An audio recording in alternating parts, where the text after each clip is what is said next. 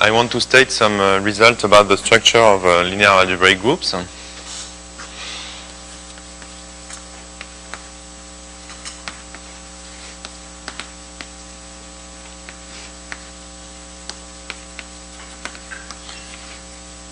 What does it mean?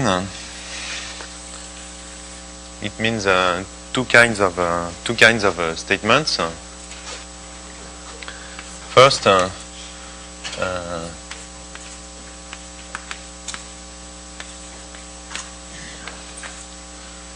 would like to isolate some classes of remarkable subgroups.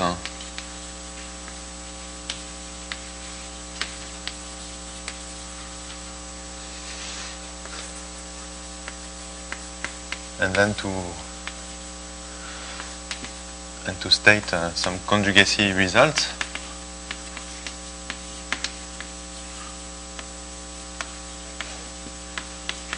For them.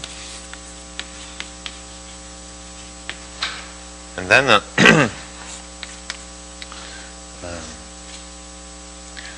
I would like to state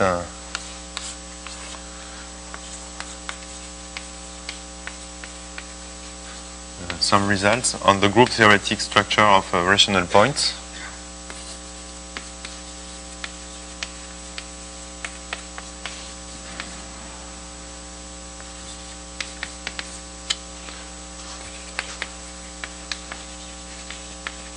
Of rational points of reductive groups.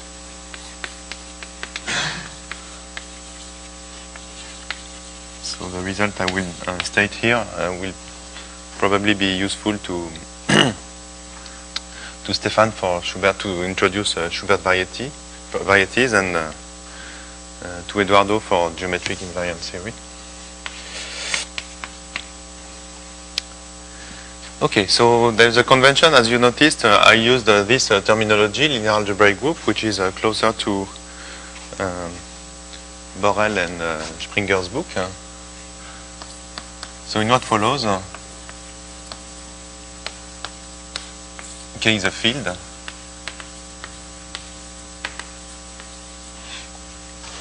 And a linear algebraic group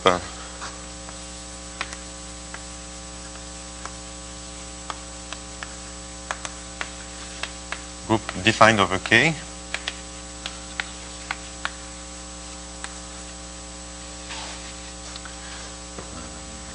is simply a smooth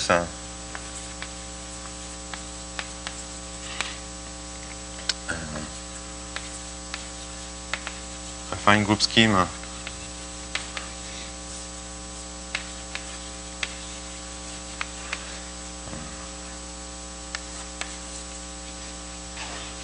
over, which is algebraic over K. Sorry.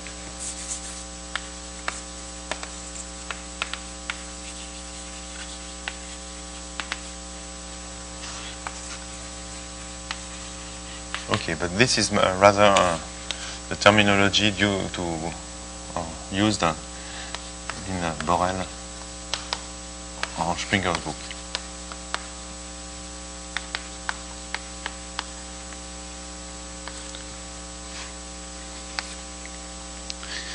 Okay.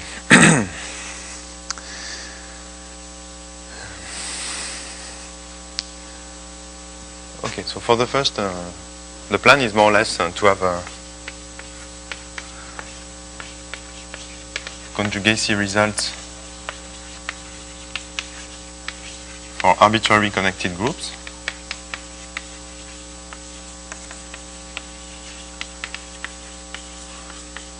And then to introduce the rough structure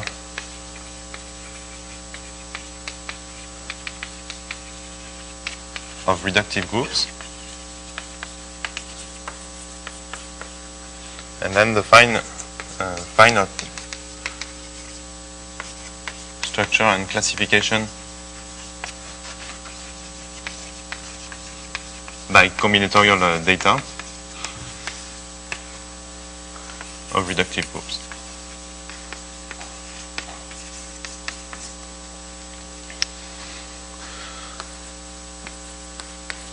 So let's turn to conjugacy results for in the quite arbitrary setting.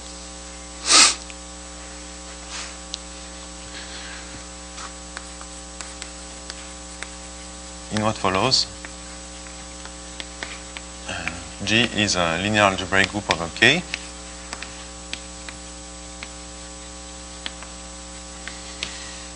And we simply assume that it is connected.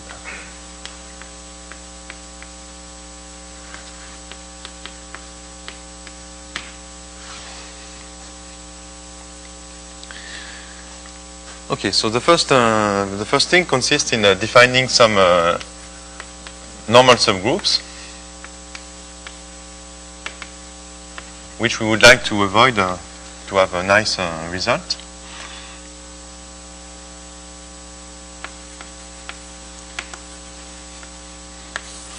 But still, we can. What I want to say in this specific section is to explain that even though if we have some normal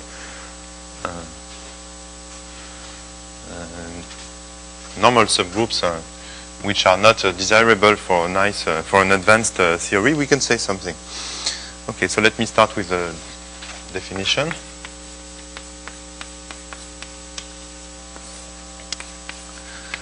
There exists in G a unique closed, which will always be assumed for the subgroups of G. I will consider a unique closed connected normal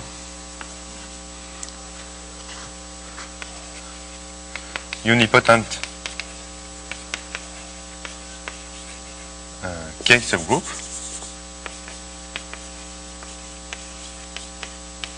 in G, which we denote by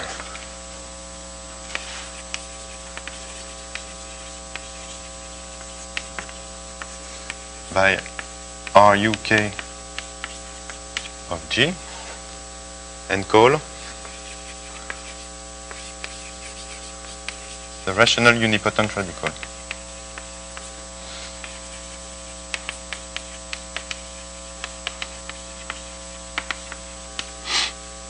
of G.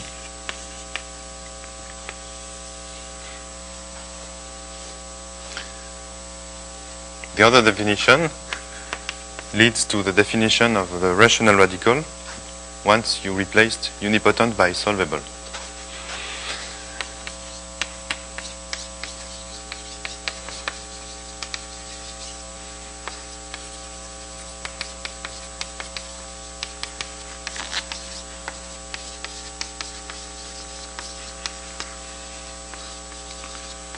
Replacing unipotent by solvable, one defines the rational radical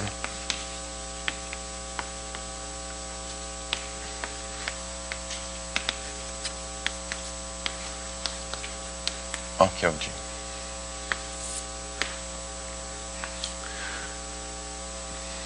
Okay, so why are we interested in this kind of subgroup? Well, in some sense, the motivation comes, well, one motivation can be explained by using representation theoretic considerations. Why are we interested in such normal subgroups? Well, go back to representation theory, linear representation theory of abstract groups.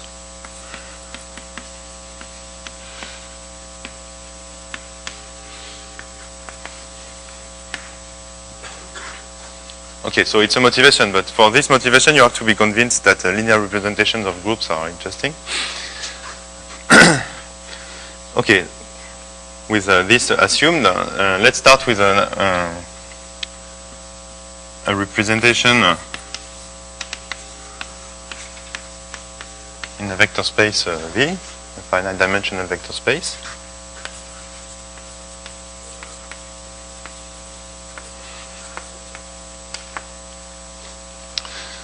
then we say that V is simple.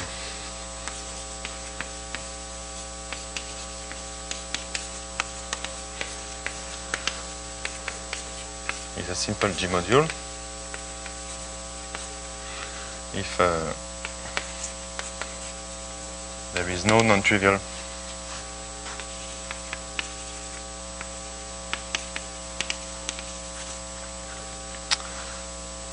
G-stable subspace in V.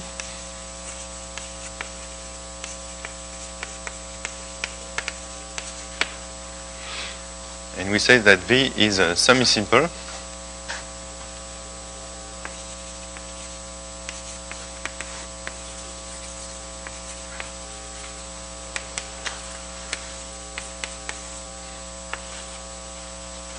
if it decomposes, if it's a direct sum of G-stable simple submodules.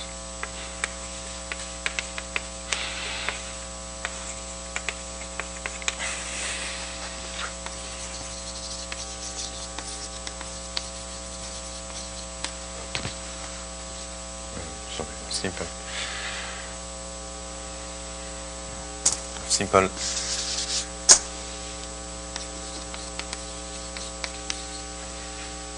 Or irreducible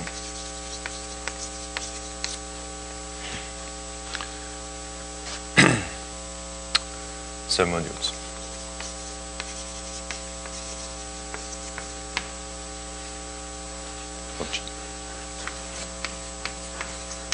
Okay, but you know, well,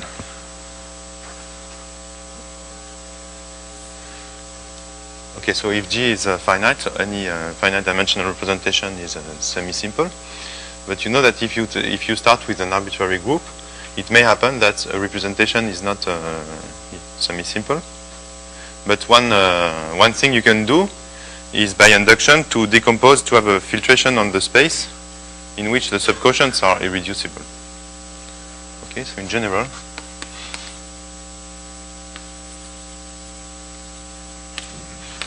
for arbitrary G,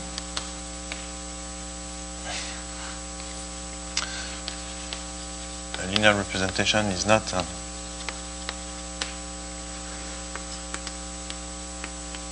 semi-simple.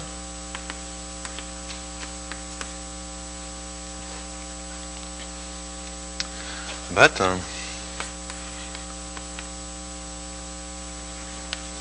one can find a flag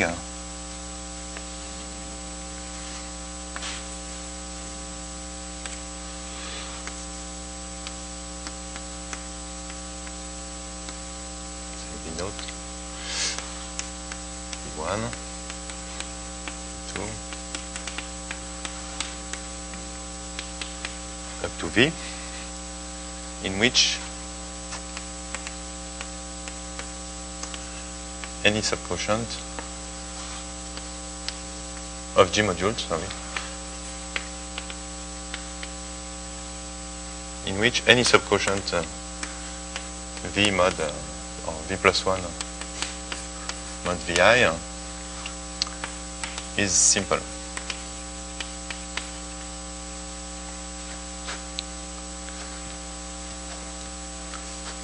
Okay, so you force, in some sense, you force a representation to be semi-simple, except that it changed. Now you have a semi-simplification.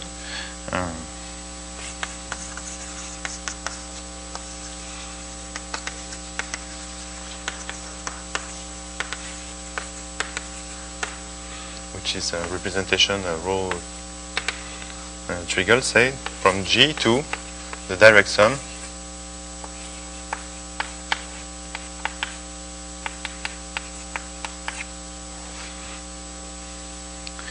and the question is, what is the kernel of this representation? If you started with a faithful representation, for instance, you may lose something by considering this one.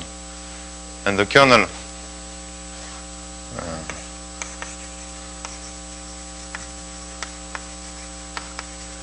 of this new representation is a unipotent is a normal unipotent subgroup.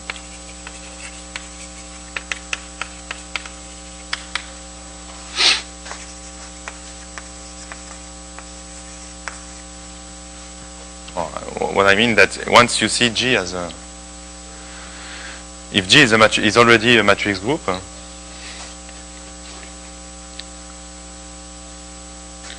okay, if you have a representation, the representation rho is represented in this case by an upper triangular biblock matrices, and the kernel of this new representation is simply the elements on which the blocks, for which the blocks are the identity by definition. Okay, so this is kind of motivation.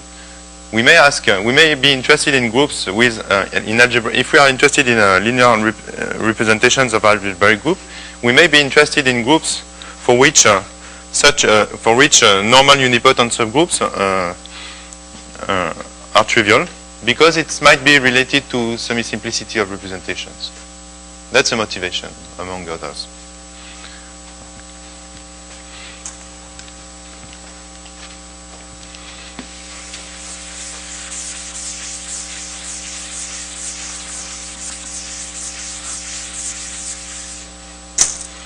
Okay, so unipotent normal subgroups are related, but well, loosely related, well, not perfectly related to semi-simplicity of representations.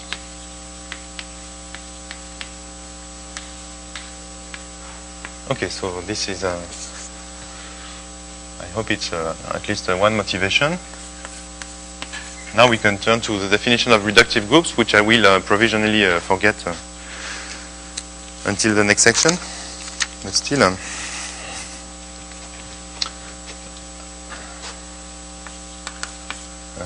the group G, I go back to algebraic groups. The group G is called reductive.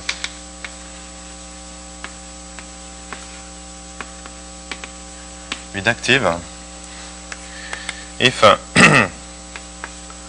the unipotent radical after extension of scalars to some algebraic closure is trivial.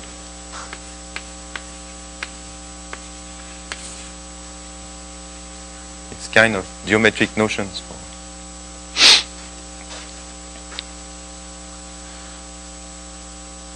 And this is the class of groups which is considered in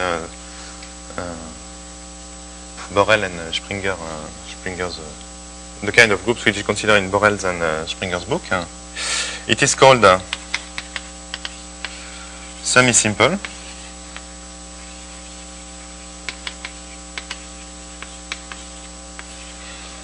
If the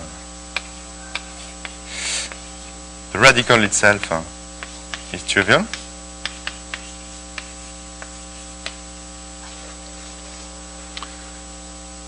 and by the way, this is called the unipotent radical. You forget, in the terminology, you forget rational.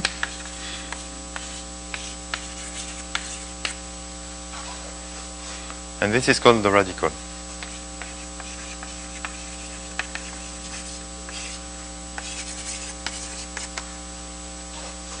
And to emphasize that there is a difference, at least potential difference, between reductive and pseudo-reductive, let me simply say, but I will not consider this class of groups afterwards, but let me simply say that G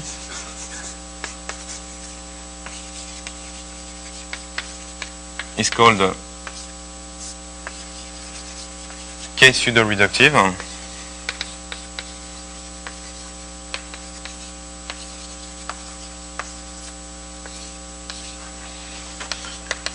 if its rational unipotent radical is trivial.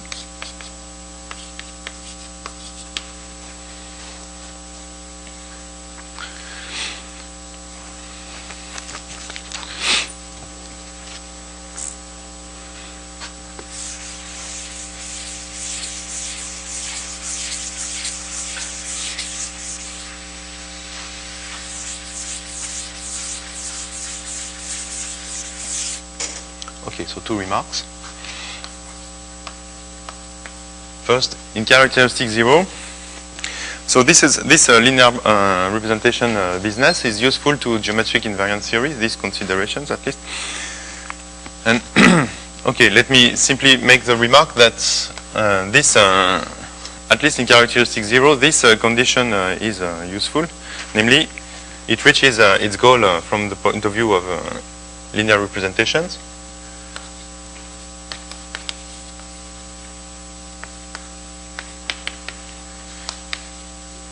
Then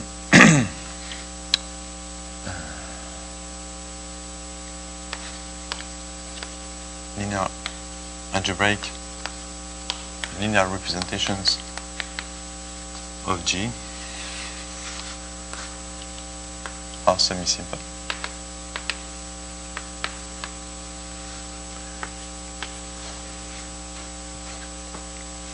And the second point is that if K is not perfect,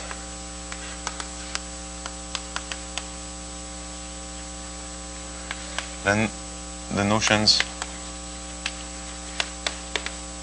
of reductive and K pseudo-reductive do not coincide.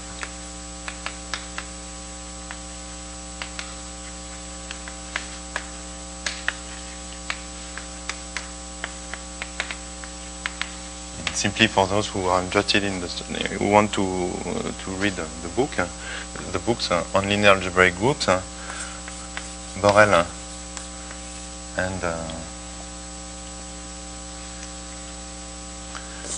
Humphreys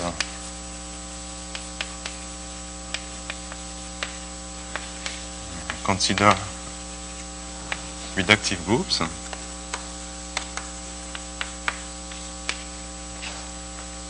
And the book by Springer considers pseudo-reductive groups, which he calls K-reductive groups.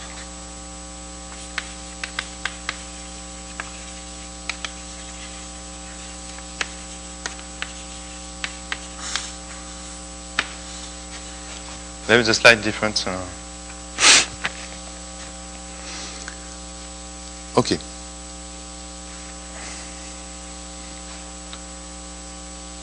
That's all I wanted to say. So now we know what a reductive group is, but we postponed their study to the next section.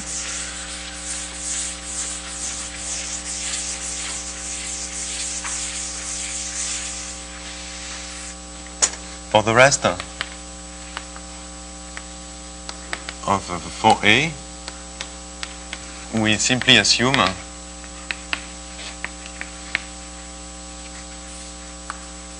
G is connected, and that's it.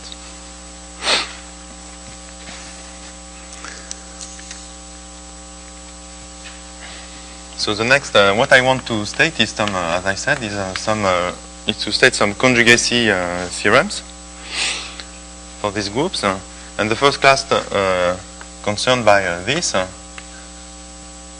relevant to conjugacy result, is a class of K pseudo parabolic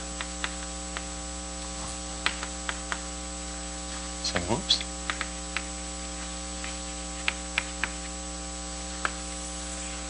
So unfortunately, there are lots of pseudo notions in this topic because, well, the story is that very quickly after having general results on algebraic groups, Borel and, well, the first people to study algebraic groups over arbitrary fields were interested in reductive groups. Okay, so they introduced some notion in the context of reductive groups, even if these notions sometimes made sense for arbitrary connected groups. Say. So the notion of parabolic subgroups existed before pseudo-parabolic. It applies to any connected group, for instance, but it's not the interesting notion in the context of arbitrary connected groups. This is, I will explain this. So I'm sorry about these pseudos, but this is kind of there is a historical explanation for this. Okay, so we pick a one parameter one parameter multiplicative subgroup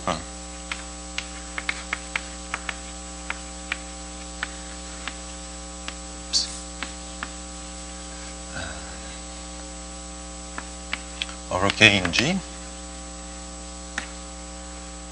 So this is called also a K co-character. It is simply a map, lambda, from the multiplicative group to G. And we want to associate to such a one parameter subgroup a closed subgroup in G. So this defines an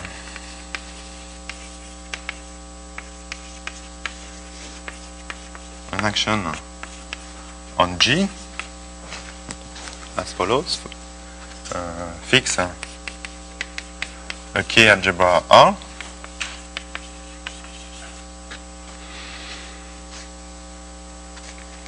and define and consider the map acting by given by conjugation.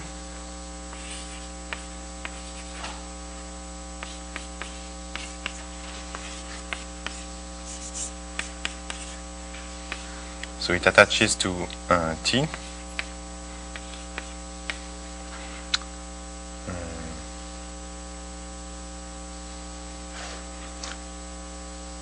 Okay, sorry, I have also to choose an element in the R point of G.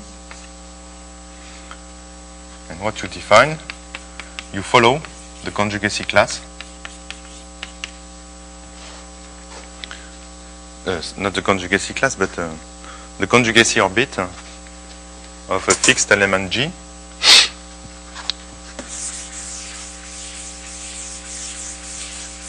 along this character, co-character.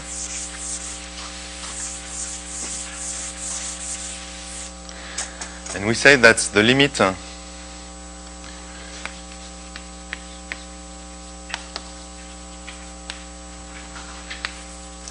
as t goes to 0, let me call it t dot g, of t dot g exists if the previous map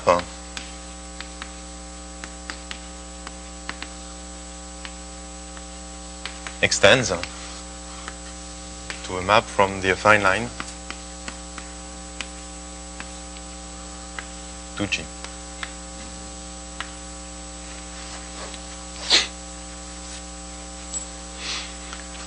Okay, and now we define a closed subgroup by means of by this, so to speak, a dynamical definition.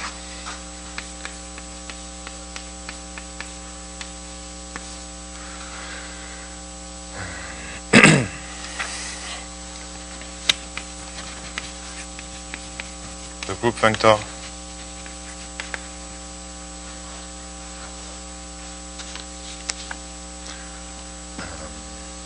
which attaches to any such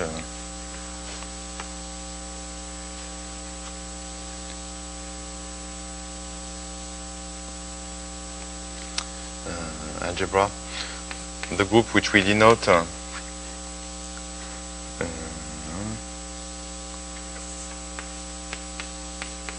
Pg of lambda, consisting of the elements of the points such that the limit exists.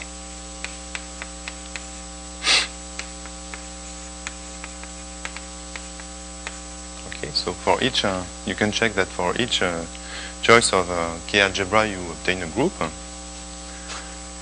This is actually a closed subgroup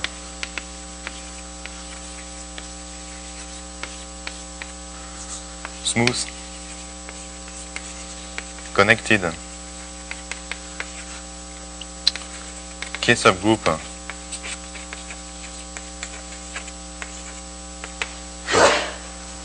connected K subgroup of G,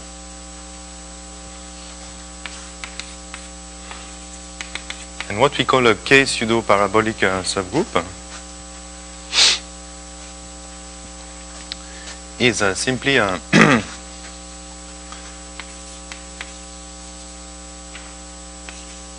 subgroup P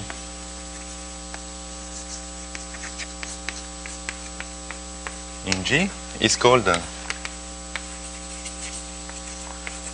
K-pseudo-parabolic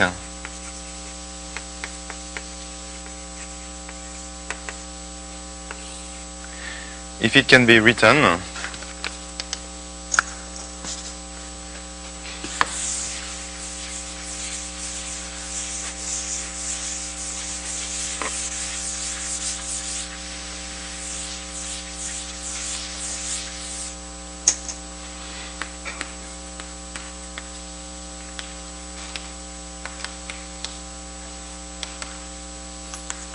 as the product of such a group I previously defined times the rational unipotent radical which I want to add to any K-pseudo-parabolic subgroup.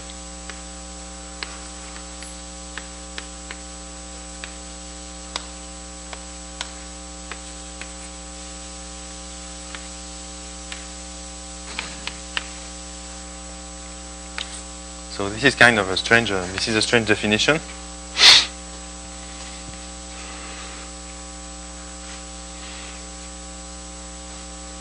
I simply want to quote a result about these groups which may convince you that they are actually interesting.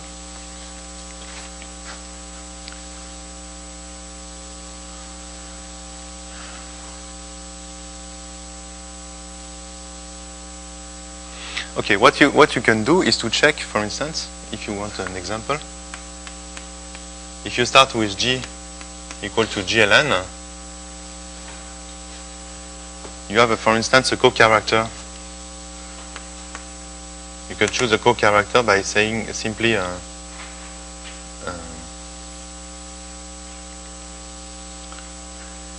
attaching to each, it's called lambda, to each parameter T some powers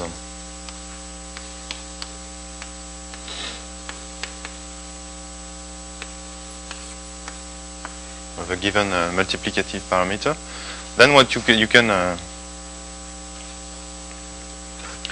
also specify. Well, this notion of this algebraic notion of limit has a topological interpretation whenever K has a topology.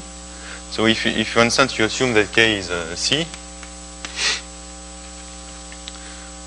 then you can, or R, you can try to compute according to equalities or inequalities between the exponents. You can try to compute some varying the values of this exponent.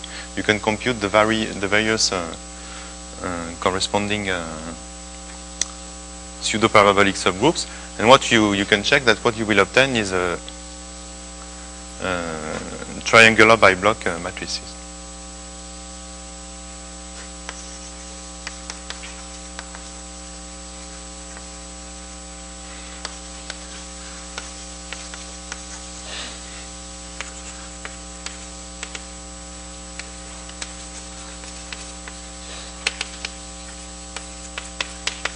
And actually conjugates of them.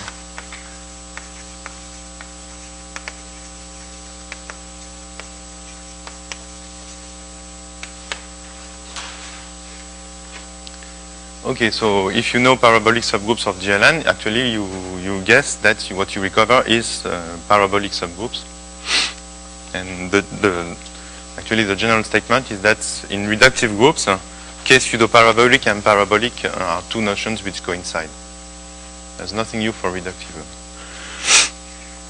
groups. So let me simply state a result about the geometry of G mod P, when P is a K-pseudo-parabolic subgroup.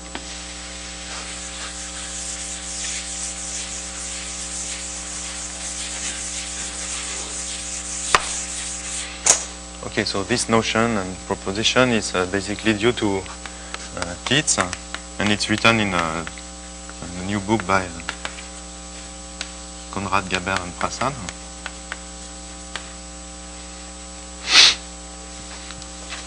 And as I said, unfortunately, these notions were known to be useful in the early 70s by people like Borel and Titz, but they never, well, they wrote something, but they never published the papers. So this kind of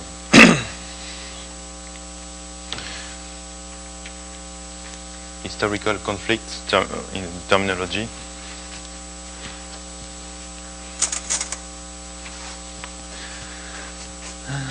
Okay. So here's the statement. Let G be a connected linear algebraic group of a K. Let P, be a K pseudo-parabolic subgroup.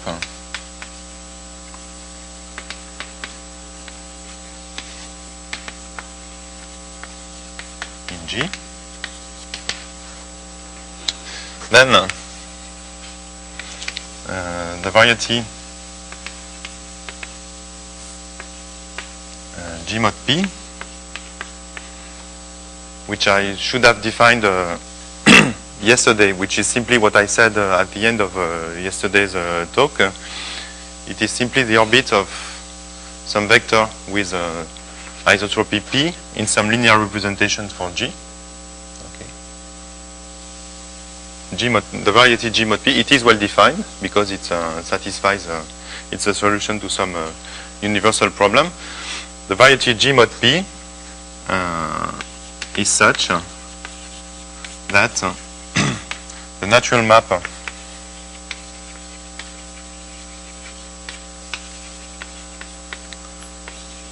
from the point with values in the formal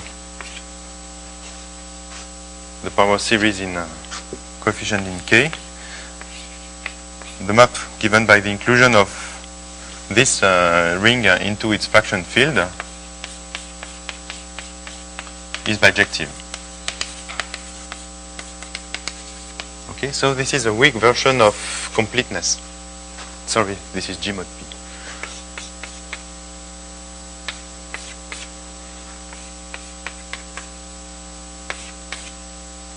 Okay, this is a weak version of for completeness of G mod P, but for group theoretic purposes, it's enough.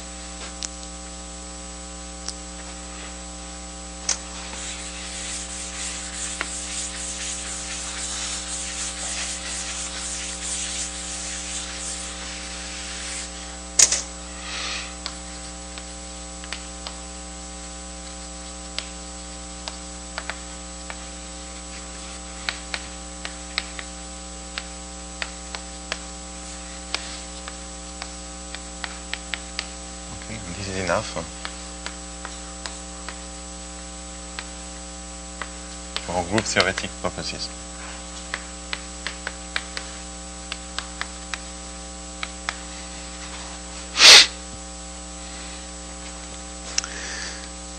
Okay.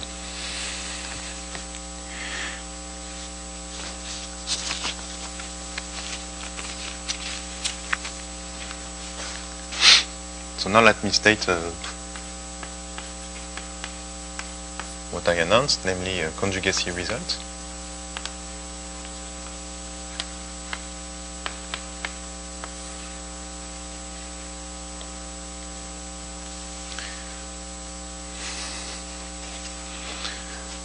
There are two kinds of conjugacy results: conjugacy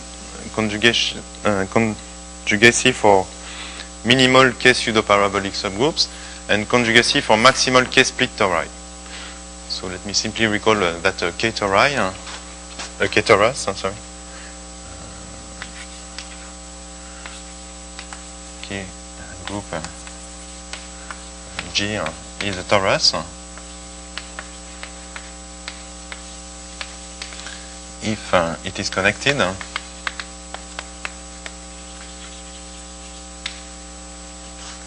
and if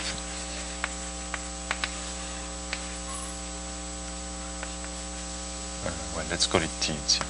If it's a coordinate ring, say over K bar, is generated by the characters.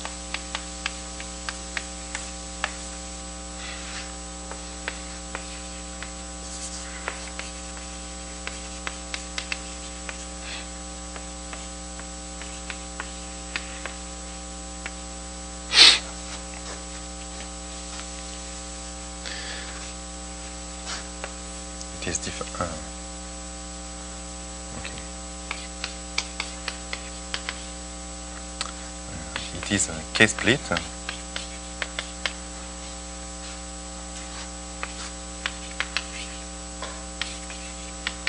If the coordinate ring over K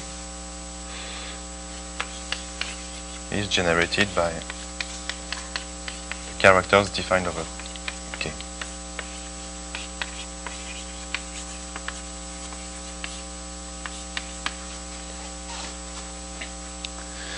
Okay, this is a bit abstract. We are dealing with linear algebraic groups. They are all matrix groups. So another way to rephrase it is that in any matrix realization, a torus is a group of simultaneously diagonalizable matrices over K bar if it's simply a torus, and over K if you ask it to be a K-split torus.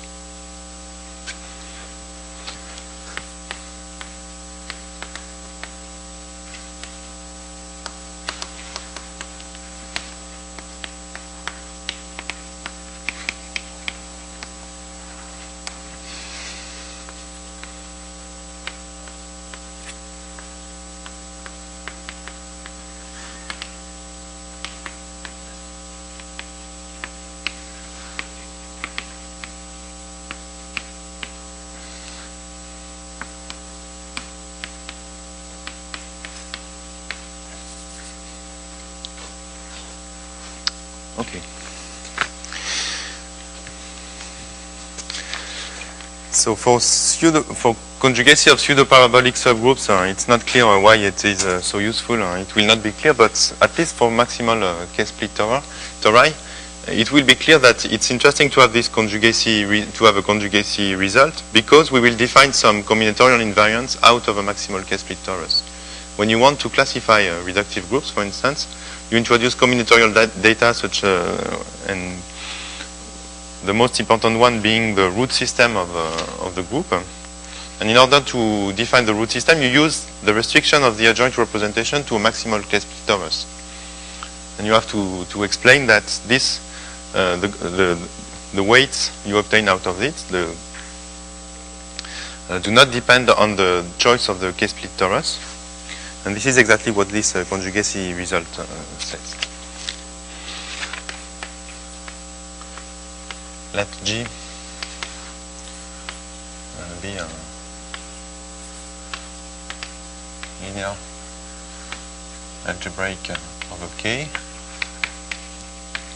I assume it's connected. Then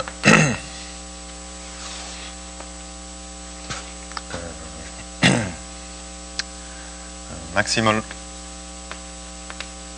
K-split tori are conjugate over K, which means that if T prime are such subgroups, there exists G in the rational points over K, such that conjugation by G sends T to T prime. And the other thing is that minimal K pseudo-parabolic subgroups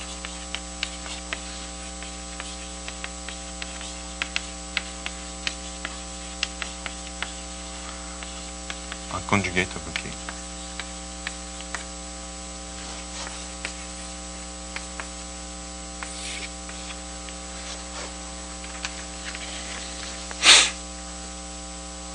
Okay, so this is basically all I wanted to explain about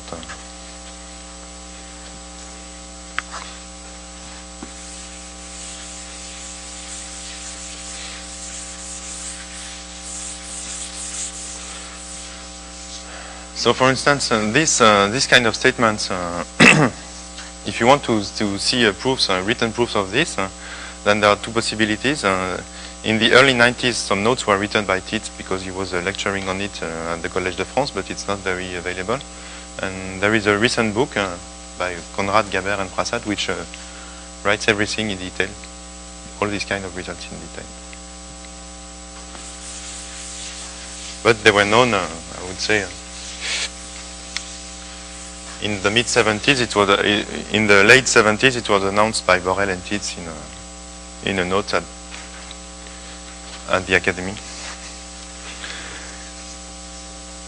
Okay, so let's turn now to the specific class of reductive groups.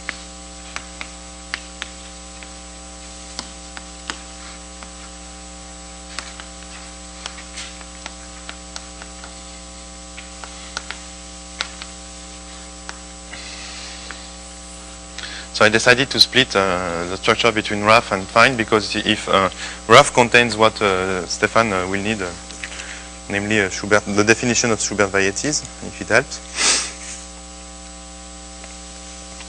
And the FIND structure is simply the structure which provides the combinatorial objects which allow one to classify the reductive groups. Okay, so let's go back to parabolic subgroups.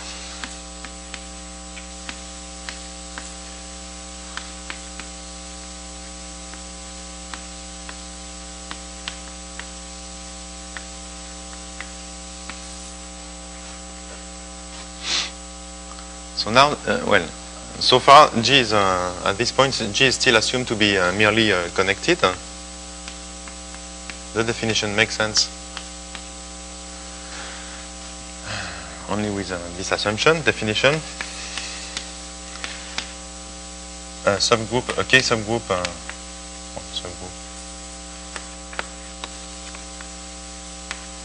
P in G is called parabolic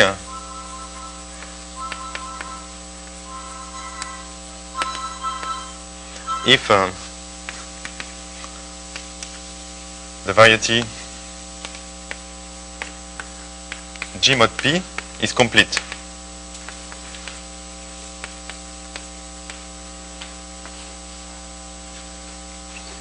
Okay, so this is a more natural definition, at least simpler.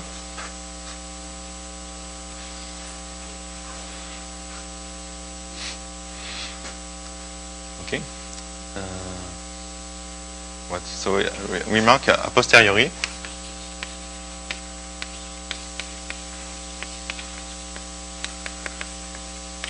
G mod P is projected.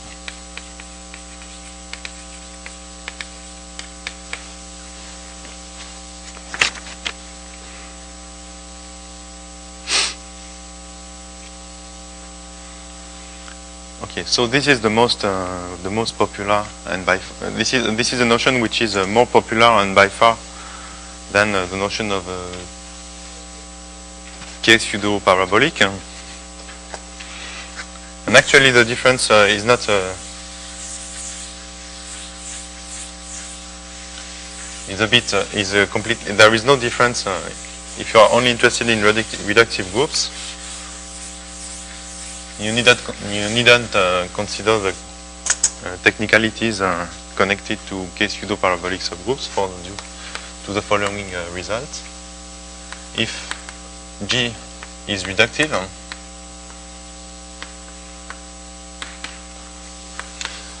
then the notions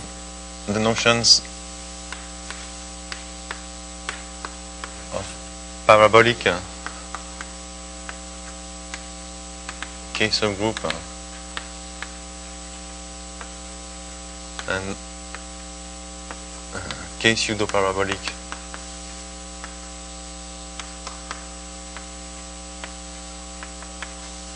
subgroup coincide.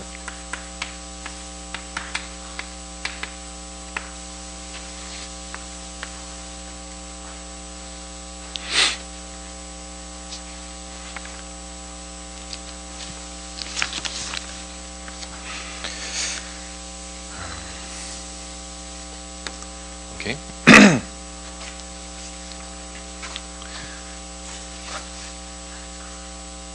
Okay, let me simply say this is a. So in particular, we have conjugacy of maximal, of minimal parabolic K-subgroups in reductive groups using the previous one, which is not historically what was done, but we have it this way. Okay, so why do we ask properness? Simply because to prove these conjugacy results, a nice way to prove conjugacy result is to use a fixed point result, which says that a connected solvable group acting on a projective on a complete variety has a fixed point. Okay, so if you have a fixed point in a homogeneous space, then you you are close to having conjugacy results, at least for solvable groups. And then inside solvable groups, you can deal with more easily with, for instance, tori, because you understand well the structure of solvable groups. So, for instance, the conjugacy of tori first uses a fixed point on a flag variety like this. Okay, this is called a flag variety.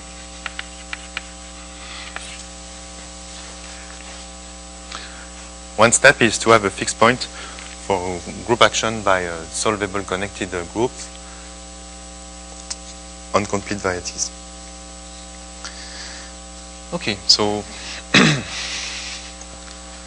now let's turn to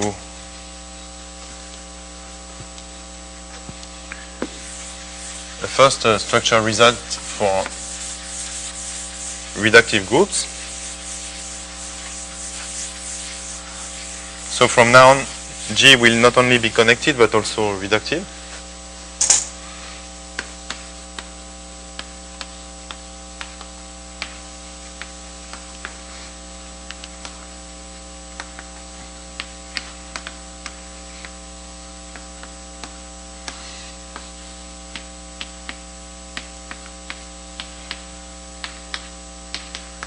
There is no unipotent.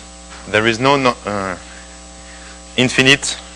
One way to phrase it is that there is no infinite unipotent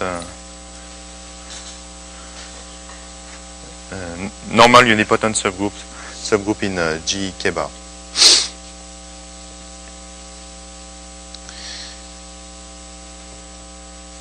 Okay, so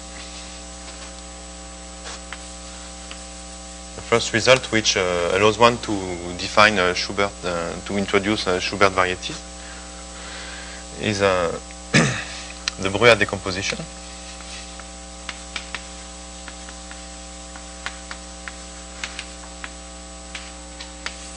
Okay, I should have said simply that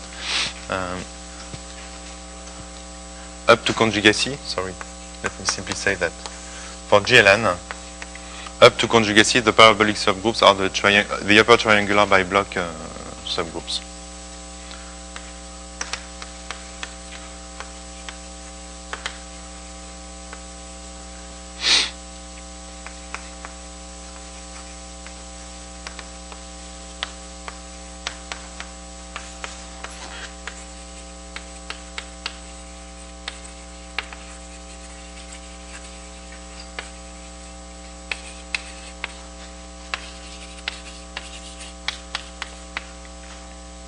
Sorry.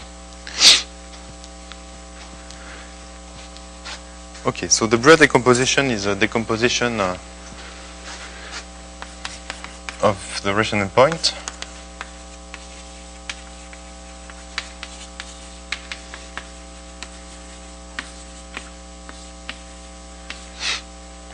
into double classes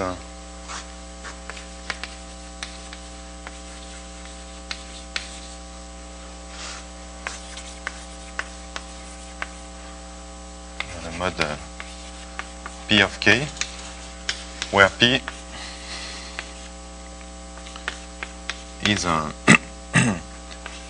minimal parabolic K subgroup.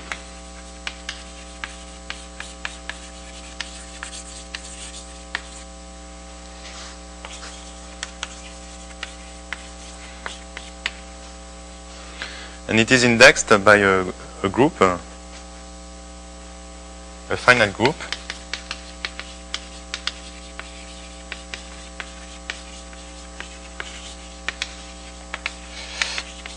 which is a subquotient in G of k.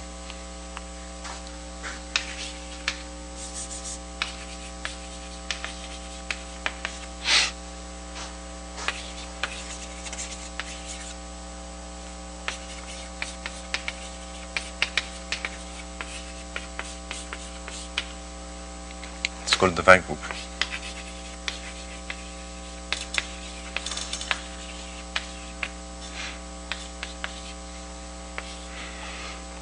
So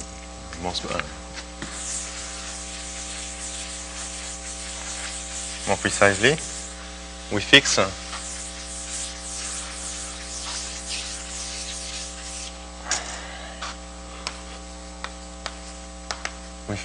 maximal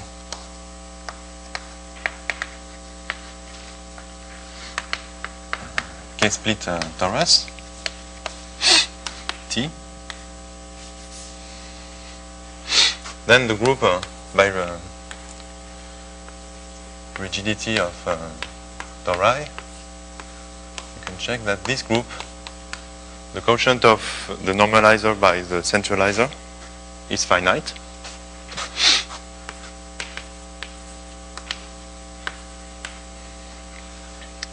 And we set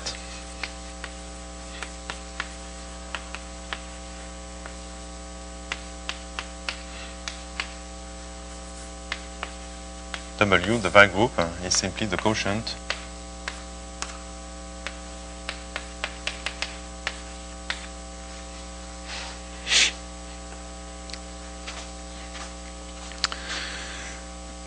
this quotient, this subquotient, and the broad decomposition is the following. We have a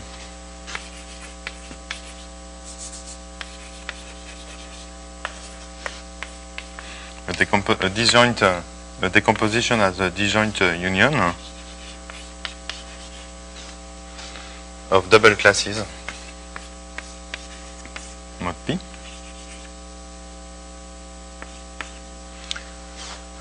Sorry. We assume.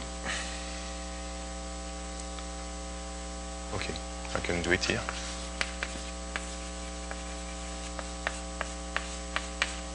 This is always possible. We assume that the minimal parabolic subgroup and the maximal K-split torus are well behave with respect to one another. You assume you have this inclusion. Then you have this double class decomposition.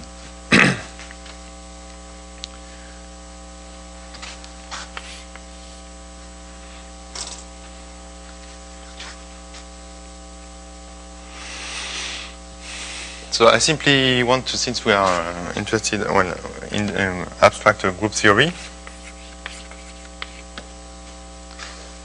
so this was obtained by Brua for complexly groups in the 50s, in the late 50s, I think.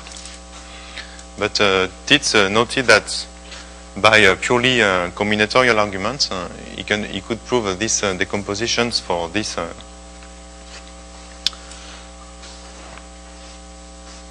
For arbitrary fields.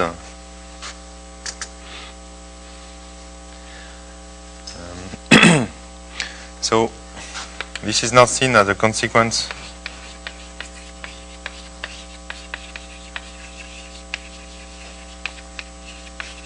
of a richer combinatorial structure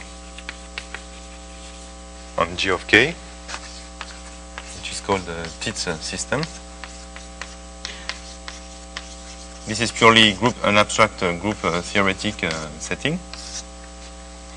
And okay, why caring about this? Simply because this combinatorial structure of Tits system, or Bien pair, this is the same, allowed the Tits to prove in a uniform way the simplicity of rational points for simple groups.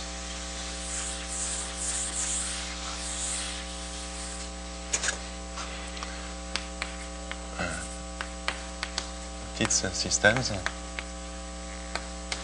provided a uniform way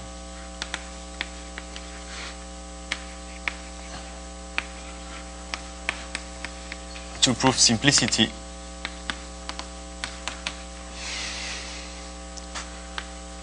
of the abstract groups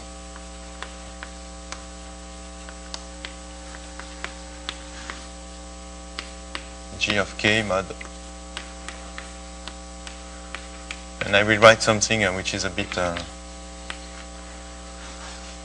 strange. So if you can prove simplicity of these abstract groups when G is simple.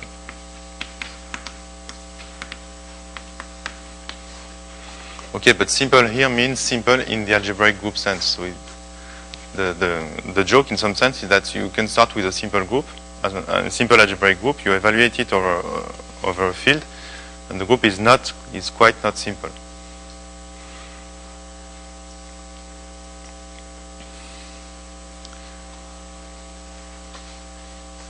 Because what you require in algebraic group theory for simplicity is that there is no normal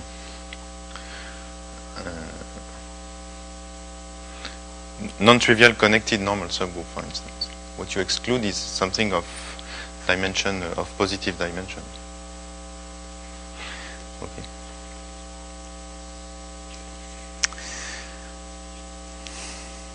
Okay, so let me now finish by considering the specific case of split groups. So assume here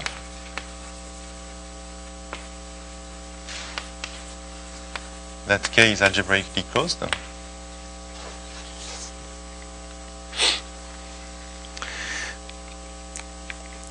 And then things are simpler, and that's actually the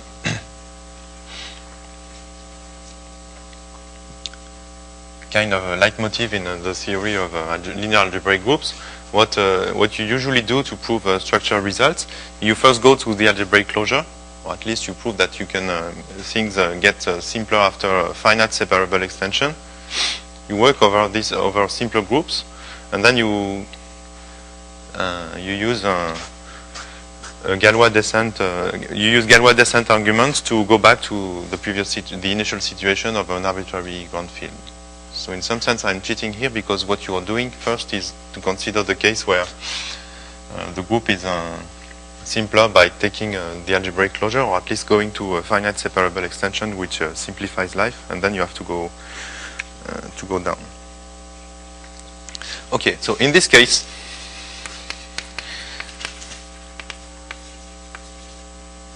the class of minimal parabolic subgroups coincides with the class of Borel subgroups, which is by definition given by the maximal connected solvable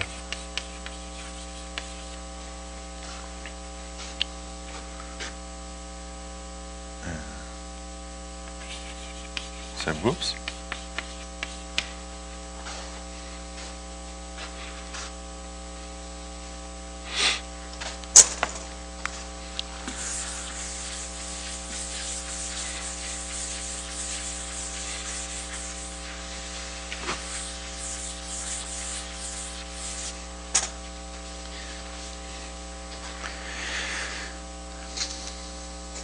So if we go back to the Breuer decomposition,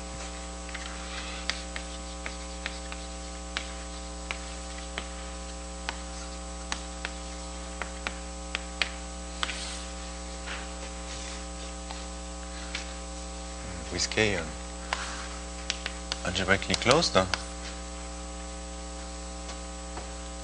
then you have an you choose the inclusion of a maximal torus which is automatically split. So this is why I'm saying it is a split case, because there is a maximal K torus which is a split. You have a Borel subgroup. You have a decomposition.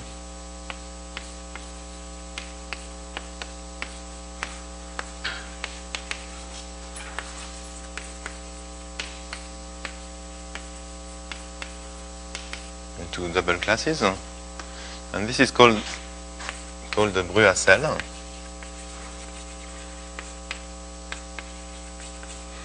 And you can go to G mod B of K bar, which is actually the same. It's not clear immediately, but this is one. Okay.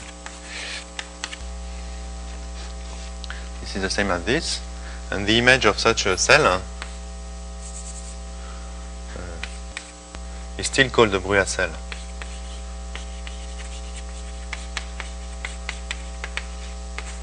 In G mod B. What is called the Schubert variety is simply the closure of a Brugha cell in G mod B.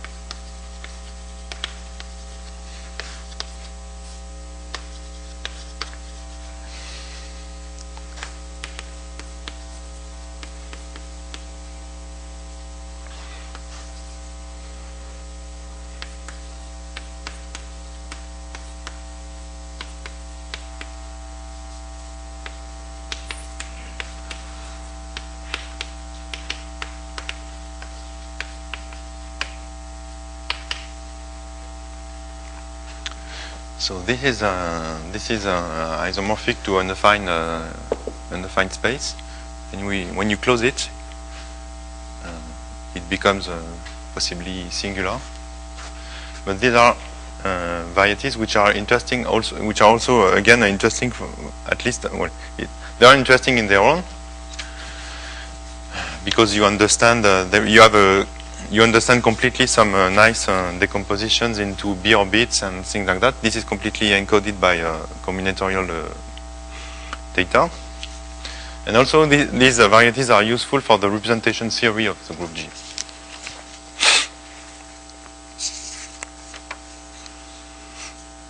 Okay, so let's go back to the example of GLN.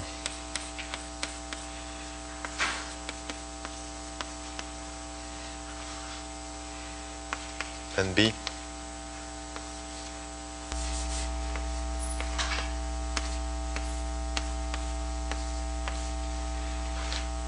can be taken to be the upper triangular, the invertible upper triangular matrices, and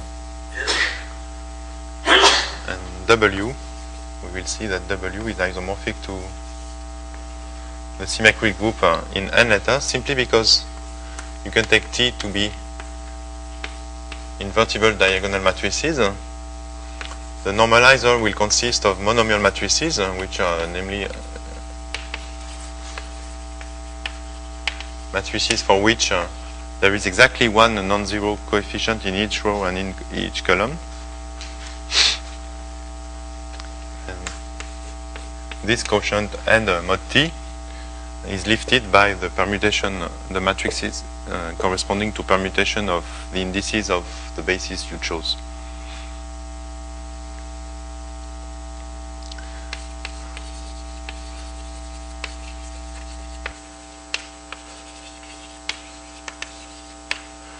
By the way, I forgot to say that it makes sense to index this decomposition by a subquotient, because W is B mod, W is n mod T, or more generally is n mod Z, but Z contains T, so you can index by element of the vector group. This is simpler. Okay.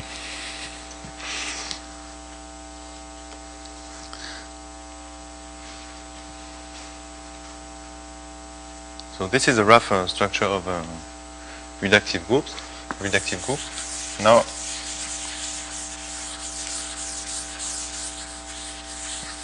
so I can loosely define what rough means. In some sense, it's everything you can say before using combinatorial, the combinatorial notion of a root system. And now, to have finer results, to have more subtle results, I need to introduce the notion of a root system.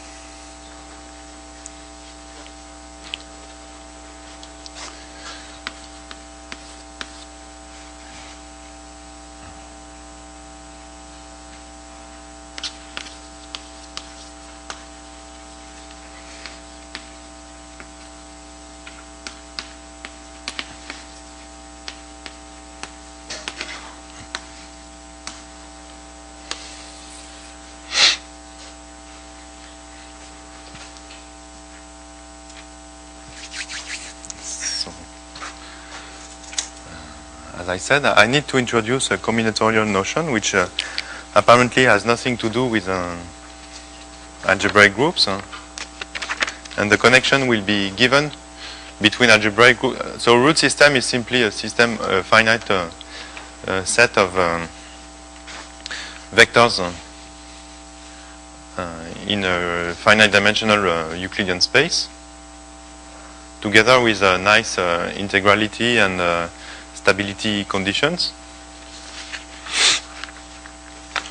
And this combinatorial object was introduced by Cartan to classify complex Lie algebras, Lie groups, and real Lie groups, simple Lie groups. And it was the idea to classify, the classification of simple groups, of semi-simple algebraic groups of algebraic closed field, whatever the characteristic of the field, is due to Chevalet in the late 50s. So the idea to use, it was natural to use root systems in this context. What was amazing in the last 50s is that the classification, at least over algebraically closed fields, the classification doesn't depend on the characteristic of the ground field. And it's the same as Cartan's classification for complex semi-simple Lie algebras. It's simply by means of root systems.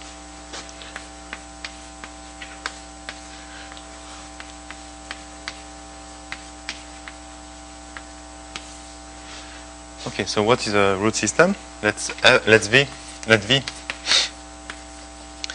be a finite dimensional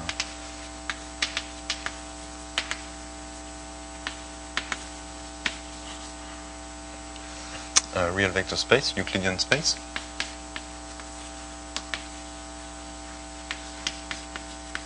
The scalar product denoted this way.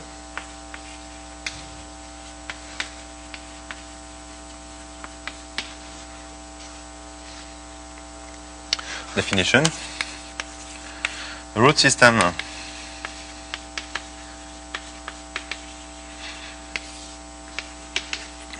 in V is a finite subset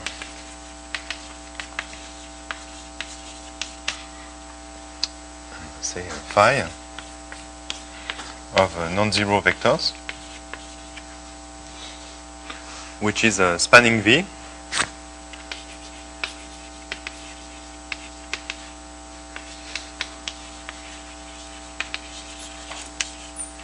and which satisfies two conditions.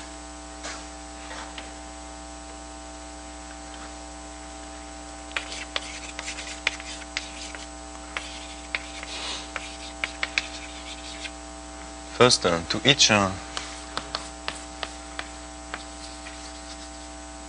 it's a stability condition to each alpha and phi, which will be called the root, is attached a reflection such that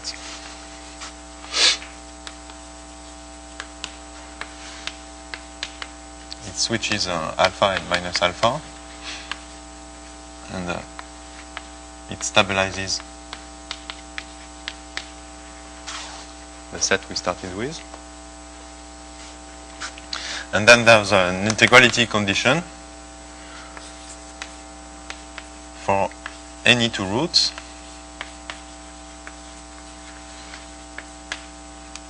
alpha beta.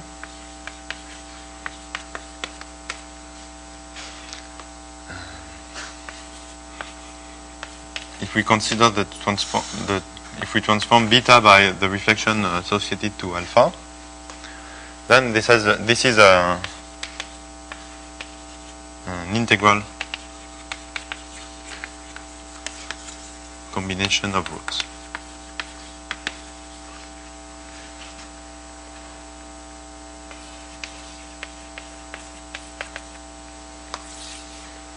So the definition is quite elementary.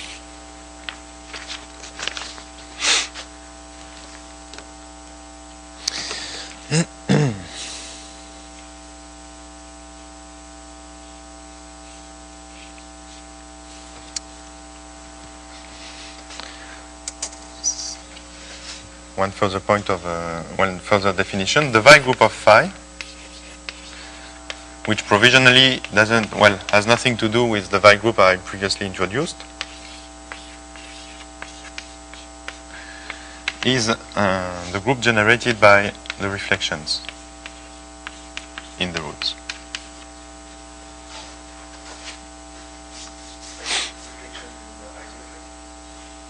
Yes, this is.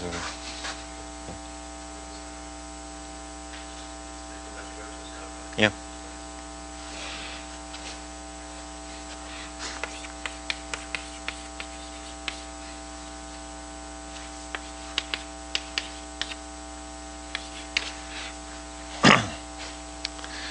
Okay, so given a subset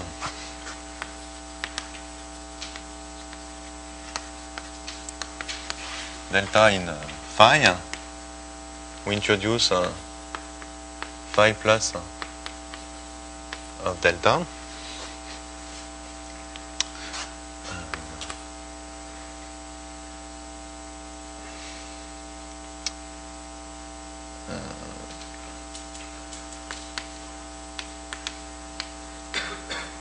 The integral non-negative combinations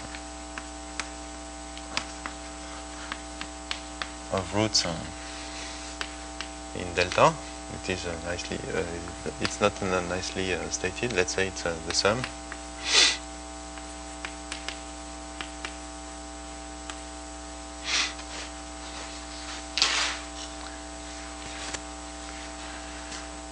Intersected with phi.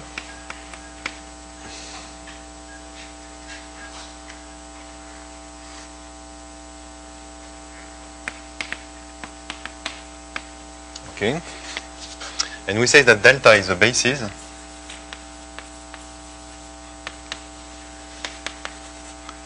so this is a bit ambiguous, but is a basis for the root system. If it is a basis for V,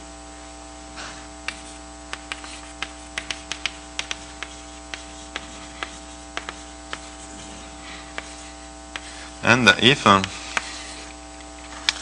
any element in phi either belong to this phi plus or to its opposite.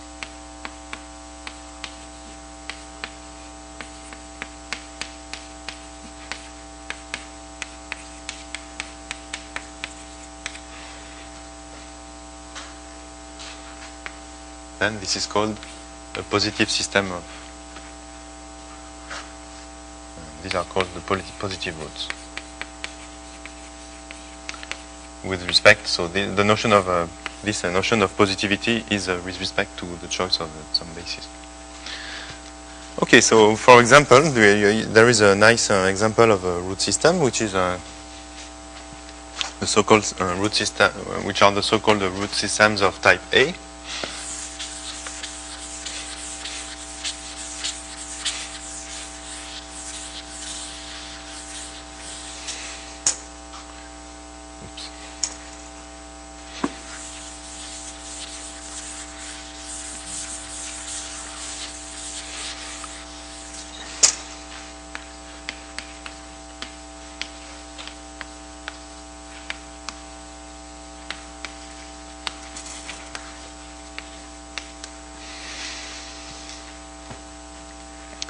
This is simply given by, you start with an n+1 Euclidean space.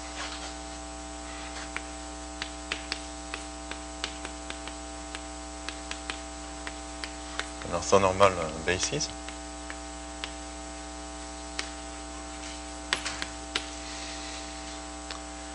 And you consider the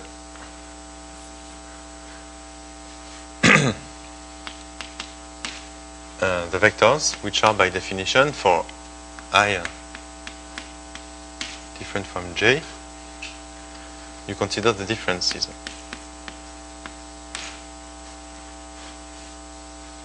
And sorry, I don't want to say that V is this one.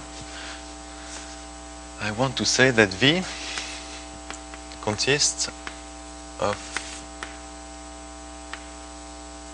the elements such that the sum of the coordinates is 0.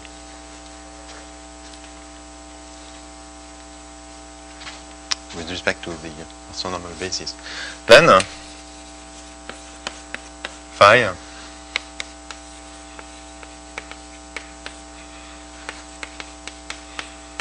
one can check that phi is a root system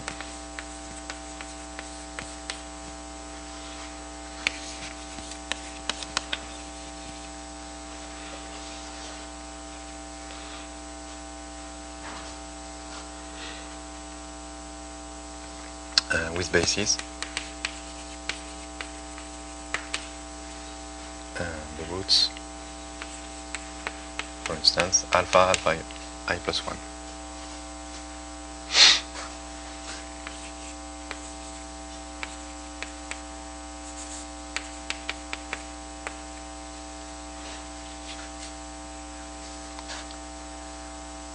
Okay. So now the question, and it will be more or less at the end of the talk. How can we cook up a root system out of a reductive group?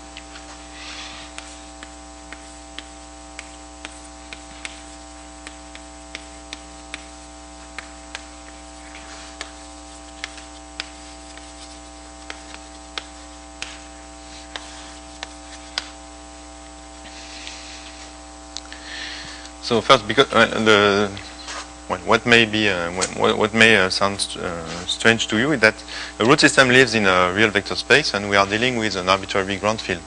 So the trick is that the root system will not live in the group, but will live in the co-characters of a maximal k-split torus.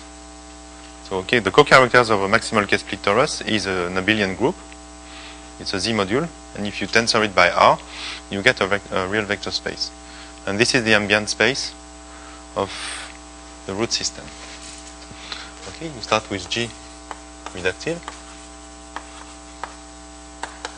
over K. You pick a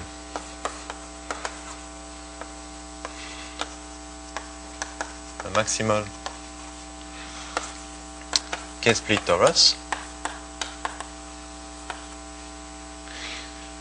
Let's say that you make the following assumption, which is crucial for structure theory. You assume that T is not central. actually, if you don't specify the ground field, very few can be said about groups for which this assumption is not fulfilled. This amounts to saying that G, well, by definition, sorry, it's this means that we assume that G is isotropic over K.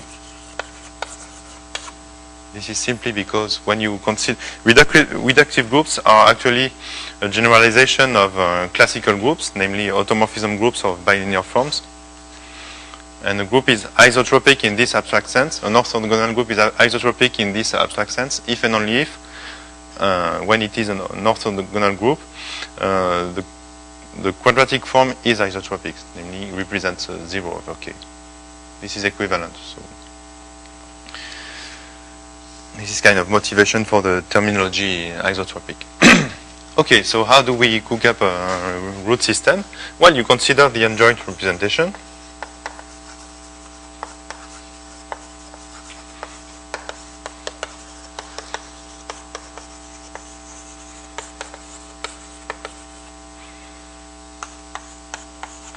And we restrict it to T. And since T is a torus, we know that the Lie algebra can be, we know that T will be simultaneously diagonalized. Okay, so this is a map from T to the automorphism of the Lie algebra.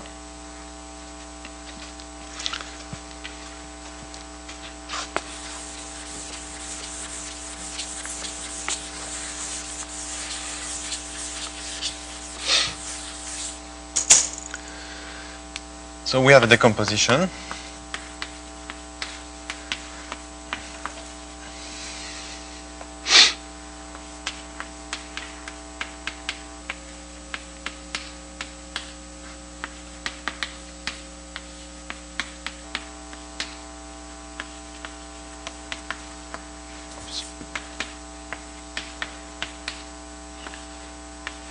Okay, according to weight spaces.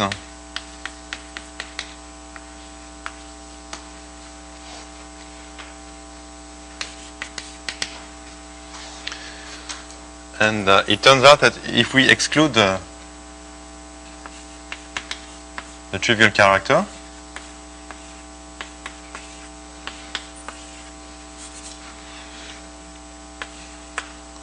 and if we only interested in the spaces of the non-zero weight spaces, okay, let's call phi spaces for which psi such that, should say different from 0, for which this weight space is different from 0. Then I have a decomposition of the Lie algebra that looks like this, and the theorem is that for a suitable scalar product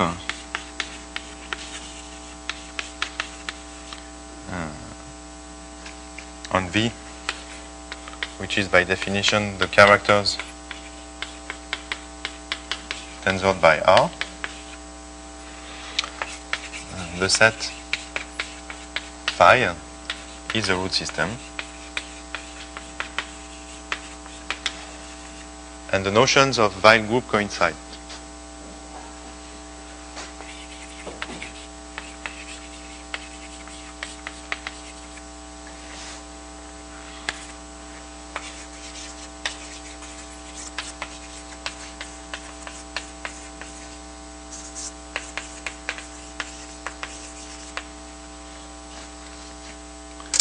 Okay, the first Weil group is the normalizer divided by modified out by the centralizer. It acts on T. It normalizes T. The normalizers of T stabilizes T by definition. It acts via the quotient by the centralizer. It permutes the characters because it acts algebraically. So W in the algebraic group sense acts on V but once you have a root system, you also have another Weyl group which comes from the reflections. And actually these groups are the same. Okay, so let me simply state Chevalet's classification.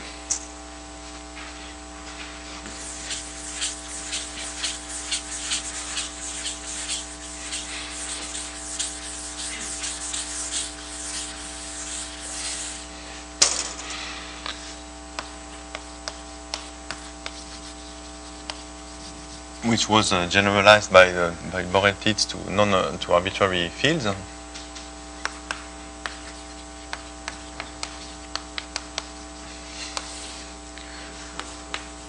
Theorem. Assume K is algebraically closed.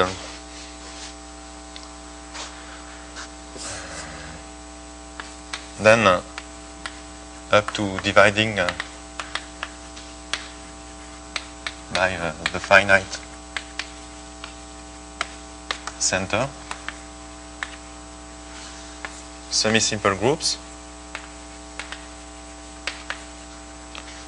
algebraic groups over K bar are in one-to-one correspondence with root systems.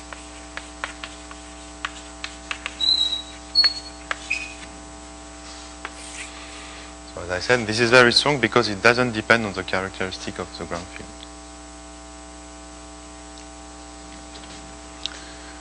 Okay, so we can simply mention that this was extended, but the statement is more complicated to arbitrary fields K by Borel-Tits. Providing you make this isotropy assumption.